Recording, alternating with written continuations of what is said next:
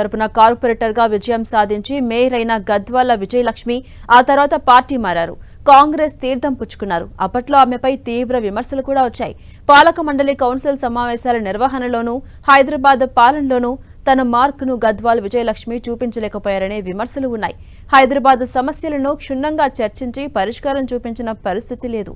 ఇక ఉన్నత విద్యావంతురాలుగా ఉన్న మేయర్ గద్వాల్ విజయలక్ష్మి అమెరికా నుంచి తిరిగొచ్చి రాజకీయాల్లో చేరారు. 5 ఏళ్లు కార్పొరేటర్గా, మరో 5 ఏళ్లు మేయర్గా సేవలందించారు. సుదీర్ఘ రాజకీయ అనుభవం ఉన్న కేశవరావు రాజకీయ వారసురాలుగా హైదరాబాద్ నగరానికి మొదటి పౌరురాలుగా ఉన్న తనదైన శైలి ప్రదర్శించడంలో ఆమె విఫలమయ్యారు. బీఆర్ఎస్ ప్రభుత్వ హయాంలో మేయర్గా ఉన్న 3 ఏళ్లు ఏ నియోజకవర్గానికి వెళ్లాలన్నా అక్కడ ఎమ్మెల్యేలు ఓకే చెబితేనే అవకాశం ఉండేది.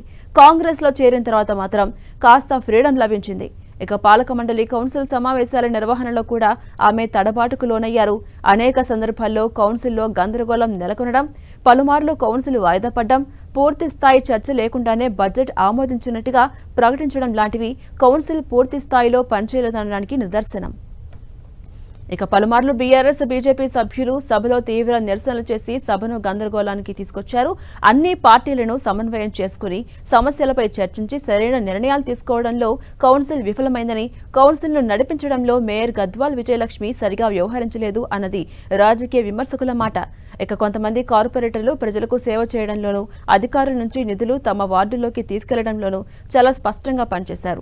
తమ ప్రాంతంలో ప్రజలు ఎదుర్కొంటున్న సమస్యలు పరిష్కరించడం కోసం తమ శాయశక్తులా పనిచేశారు. అయితే ఉమ్మడిగా హైదరాబాద్ అభివృద్ధికి, హైదరాబాద్లో భవిష్యత్ తరాల సమస్యల పరిష్కారానికి మాత్రం ఈ కౌన్సిల్ పనిచేసిందనడం చెప్పడానికి పెద్దగా పనులు కనిపించావు.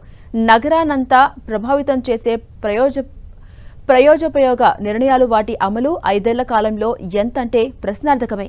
ఇక బల్దియా పాలక మండలి గడువు ముగించడంలో జీహెచ్ఎంసీ మరోసారి స్పెషల్ ఆఫీసర్ పాలనలోకి వెళ్తుంది. ఎన్నికలు ఎప్పుడు వస్తాయో, న్యూ పాలక మండలి ఎప్పుడు కొలువు తీరుతుందో అప్పటి వరకు స్పెషల్ ఆఫీసర్ పాలనలోనే జీహెచ్ఎంసీ ఉంటుంది.